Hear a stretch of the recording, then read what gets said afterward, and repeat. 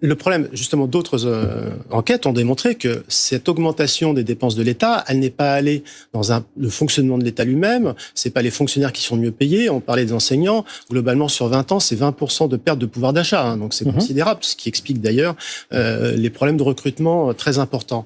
Donc ce qui augmente depuis de nombreuses années, c'est plutôt justement ce qui est versé aux entreprises, avec un contrôle insuffisant. Et on a de nombreux cas d'entreprises qui ont licencié, qui ont fermé, de scandales, sans qu'il n'y ait la moindre réaction. C'est-à-dire que l'État n'a pas les moyens techniques de réagir, même quand il en a la volonté sur le moment. Sauf qu'il aurait fallu qu'il prévoie tout ça bien avant.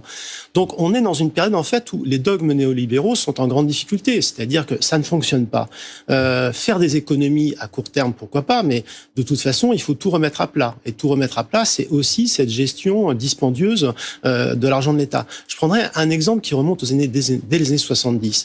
Dans les années 70, il y avait moins d'argent qui était donné pour l'aide à la pierre, pour le logement. Mais l'État construisait des logements sociaux ou aidait les mairies à le faire. Donc il y avait une aide à la pierre sous forme d'un service public du logement.